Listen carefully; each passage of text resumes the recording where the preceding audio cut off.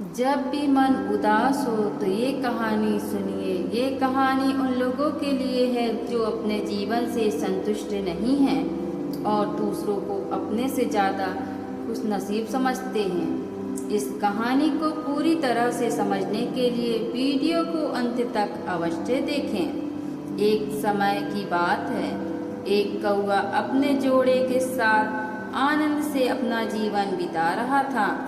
बहुत समय बीता। एक दिन बारिश के दौरान बिजली गिरने से मादा कौवे की मृत्यु हो गई। अब केवल नर जोड़ा ही बचा था, जो अपने जीवन से बहुत दुखी था, क्योंकि उसने अभी तक कभी भी दुख का सामना नहीं किया था। वह जहाँ भी जाता, लोग उसे पत्थर से मारते। एक बार वह दुखी होकर पेड़ पर बैठा रो रहा था। उसी पेड़ के नीचे एक महात्मा बैठे थे। तभी उस कौवे के आंखों से निकली आंसू की बूंद महात्मा के ऊपर जा गिरी। तब महात्मा ने अपना सिर उठाया और देखा कि ऊपर पेड़ पर बैठा कौवा रो रहा है। महात्मा ने उससे पूछा, क्या बात है, तुम यहाँ पर क्यों रो रहे हो? कौवे ने कहा, हे महात्मन, मैं अपने जीवन से बहुत ही दुखी हूँ। कोई मुझे पसंद नहीं करता। लोग मुझे पत्थर से मार करके दूर भगा देते हैं। कोई मुझे खाने को कुछ नहीं देता। सब मुझसे लोग नफरत करते हैं। ऐसा जीवन जीने से तो मौत ही बेहतर है। कौवे की बात सुनकर महात्मा जी को दया आ गई।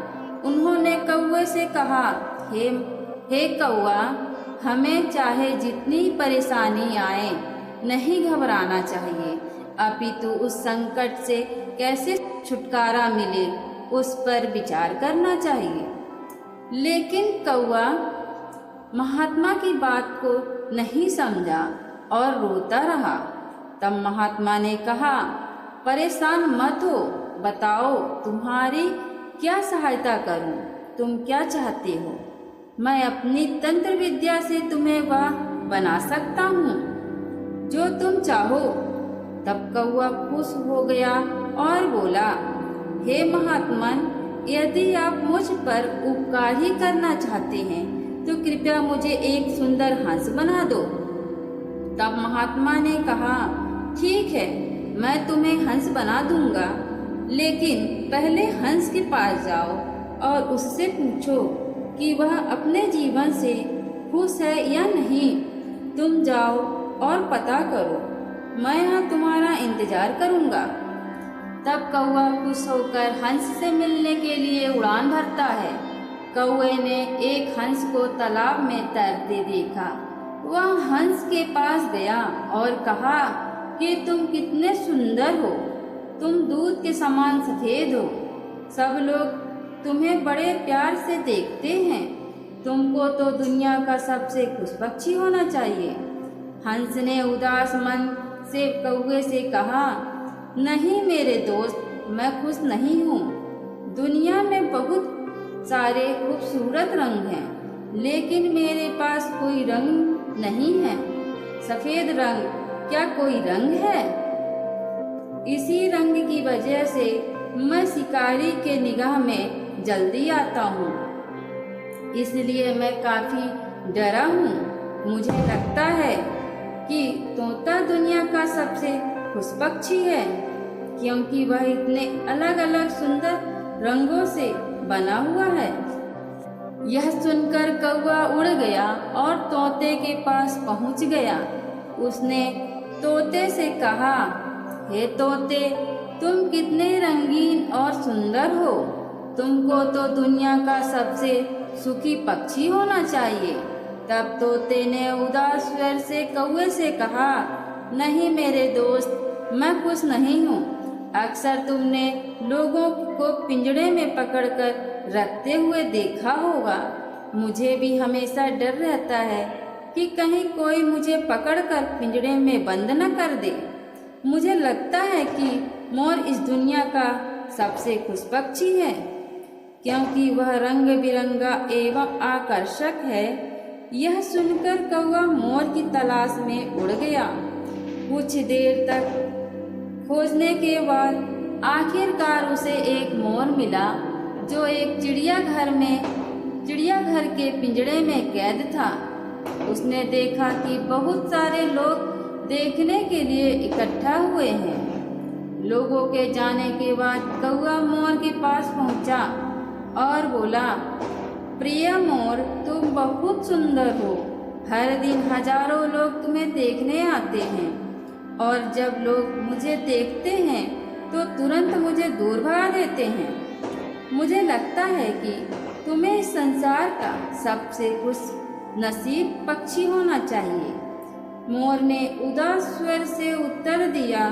मोर ने कहा, मैं हमेशा सोचता था कि सबसे सुंदर और सुखी पक्षी हो, लेकिन अपनी खूबसूरती की वजह से मैं इस चिड़ियाघर में आज कैद हूँ। जब लोग सजावटी चीजें बनाने के लिए मेरे रंगीन पंख तोड़ते हैं तब मुझे बहुत दर्द होता है।